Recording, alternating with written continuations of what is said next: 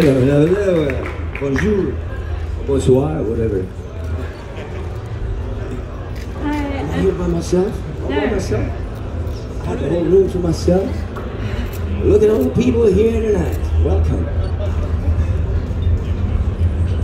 So, you guys asking questions? Yes. Are you the MC? No, I'm not the MC. Okay. He's the MC. You're the MC. Yeah, my favorite MC is MC Escher. He has the same birthday as me. Oh, that's different cool. year. So I saw you receive the Bullet of Lemmy's Ashes. I think that's really touching. So Yes, it was. Yes, absolutely. Yeah. That was a big. Oh, sorry, keep going. That was a big thing for me. Yeah, he was a very dear friend.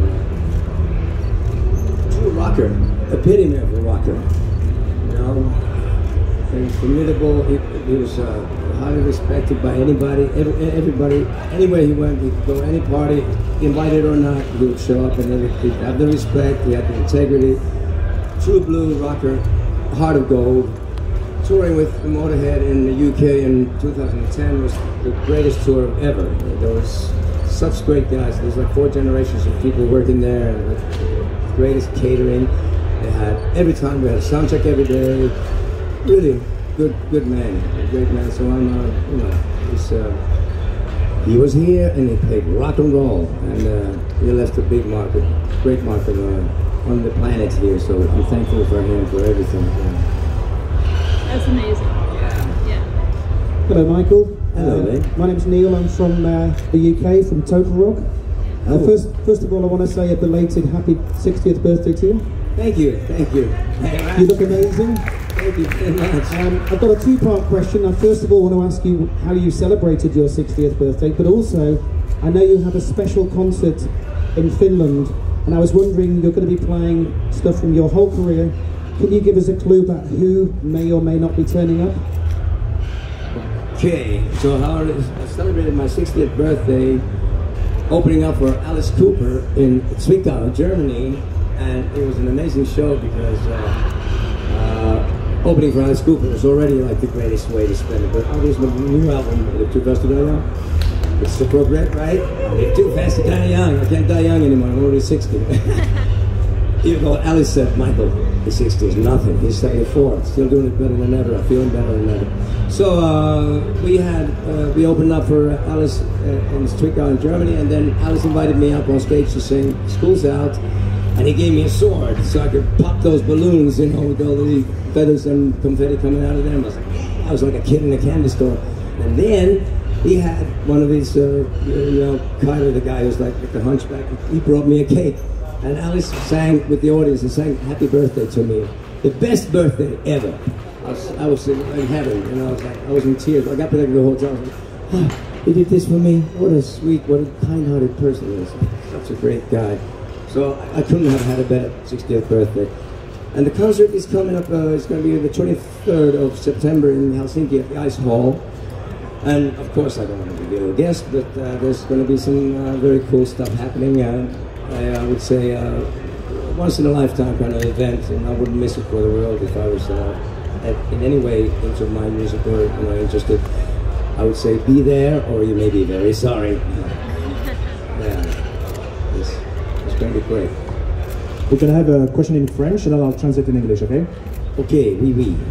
Hi Michael, nice to meet you. I'm DJ for BGP Music Live. Cool.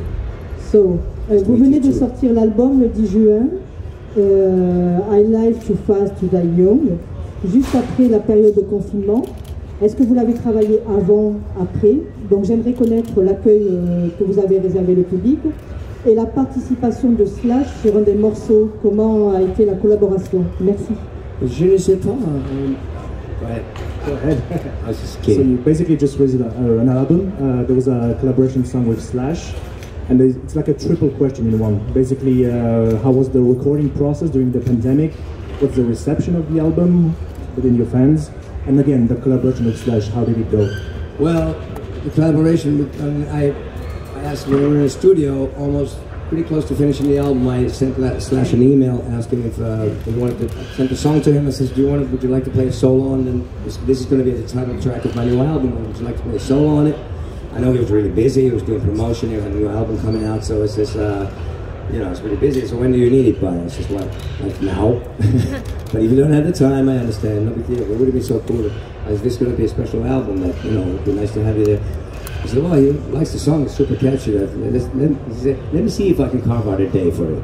In 2 days, we had the soul. He's such a sweet guy. So accommodating to anything I ever ask. He doesn't hard to go. That guy is like, he's always been nice. He's only gotten nicer over the years. You know, so that's how that happened. The album, we had a year into the pandemic, you know, started when we were, the previous album, One Man Gang, we were touring that, and then we had to stop like everybody else, had to, you know, take a break from everything. About a year into the pandemic, I realized, you know, I talked to the guys, I was in touch with them, and they said, we gotta make a new album by the time we go back on the road again. And the reason that we actually couldn't play live for over 2 years, because my guys live around the world. The guitarist Steve Conte lives in New York, Rich Jones, the other guitarist, lives in Canada, in Toronto. Carl Rockfist, the drummer, lives in Spain, and well, Sammy Alpha lives in Helsinki, Finland.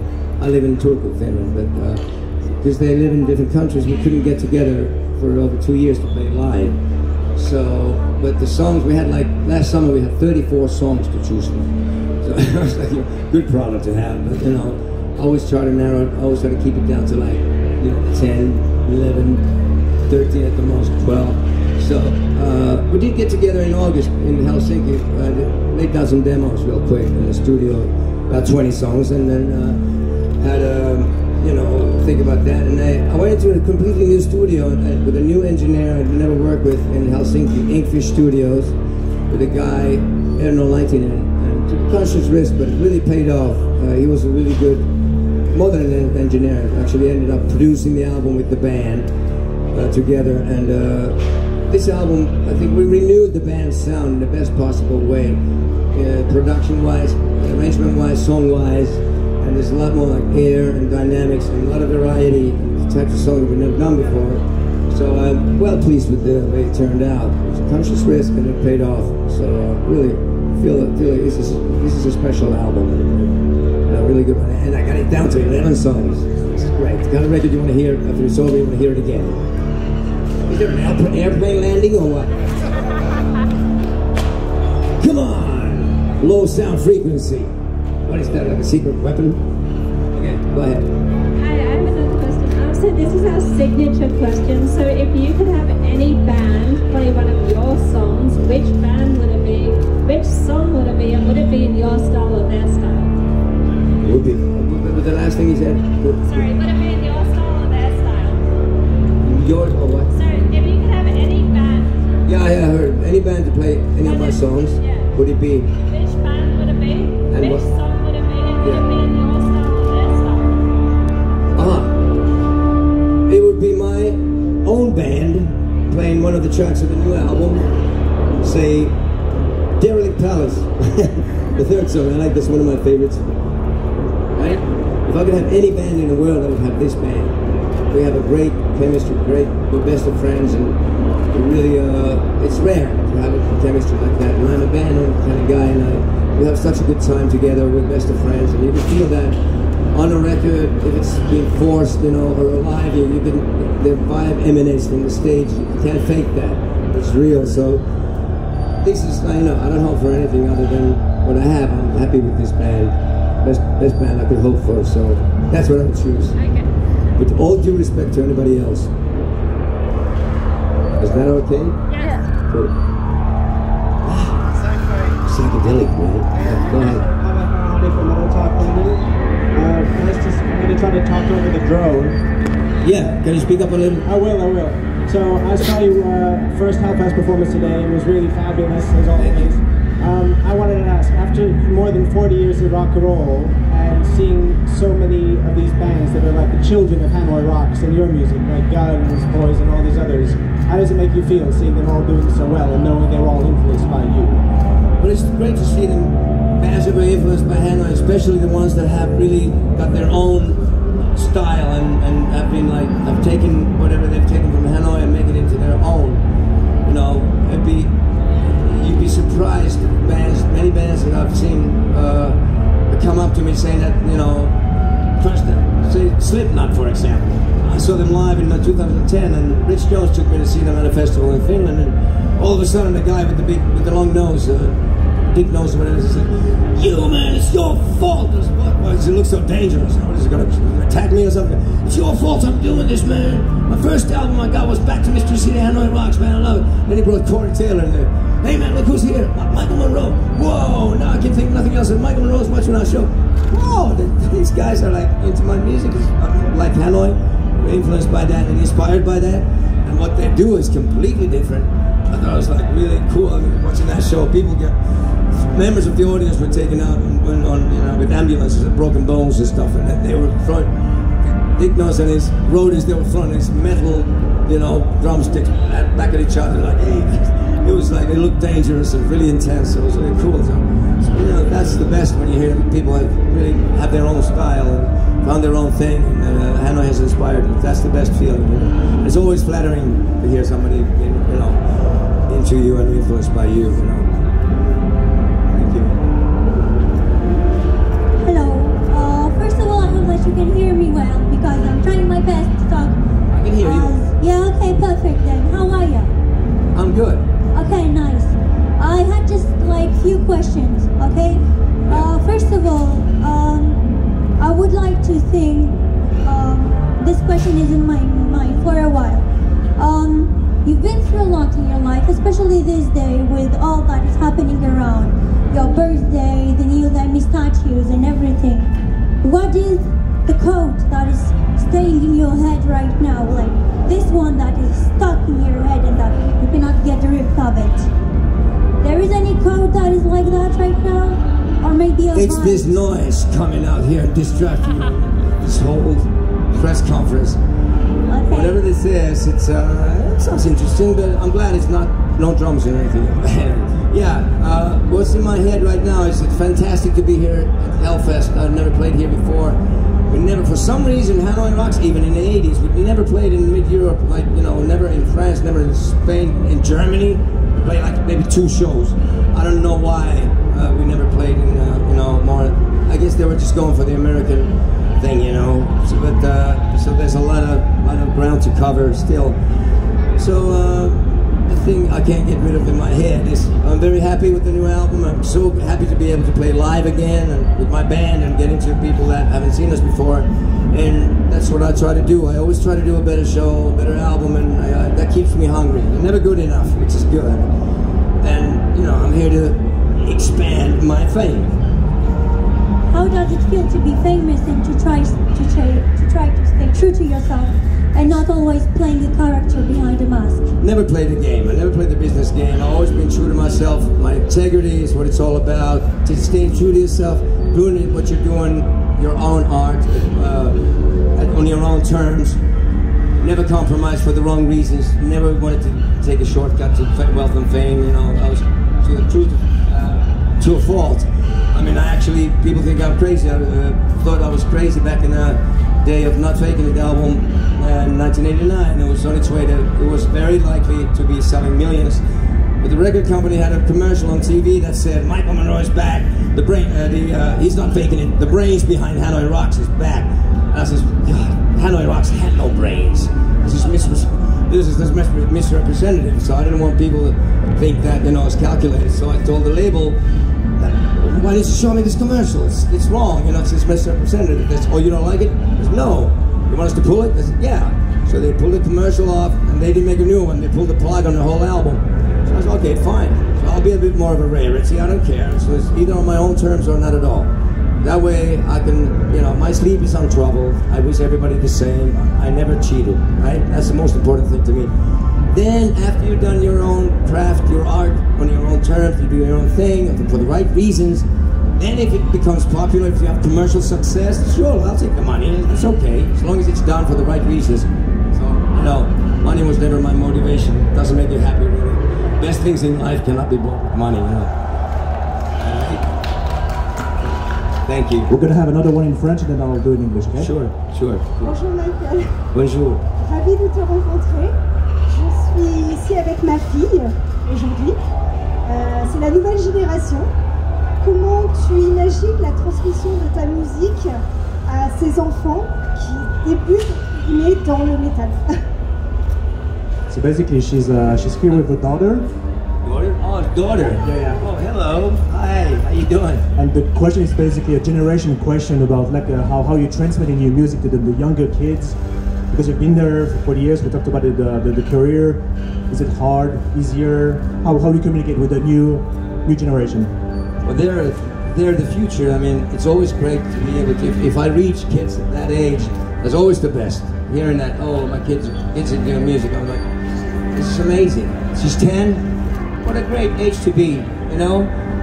I posted a picture of me 10 years old when I was with the Alice Cooper birthday gig. I posted a thing on Facebook where I had a picture of me getting the cake from Alice on stage, and then with the cake, and then a picture of me with the Alice Cooper record when I was 10 years old, saying that I could never imagine that 50 years ago, I could never imagine that one day Alice Cooper would be singing Happy Birthday to me on stage with the audience. So at that age, I was a fan of Alice's, and it's a great age to be. You have a whole life ahead of you. Adults are ruining the planet, and the leaders of the world are idiots. They're allowing this planet to be destroyed, unfortunately. So you have quite a challenge in front of you, but still, stay positive and try to do the best we can to make your life, keep it real and keep it as happy as you can. So I don't know what more to say. I'm just like, life is good, and enjoy it and make the most of it. Every day healthy above ground is a good day. So live as every day could be your last. So make the most of it. And that doesn't mean you have to go crazy and destroy yourself. Just like enjoy life. And best friends are really rare. They're the best things in life. And you have good friends, and they can only be maybe few, but yeah. As long as you're happy and stay positive, concentrate on the positive. Because what you focus on usually tends to multiply, right? So rather think positive than think about how everything sucks. And there's so many things wrong in the world. If you concentrate on that, then things are really going to start going wrong. So just stay positive. All the best to you, man. God bless you. What's her name?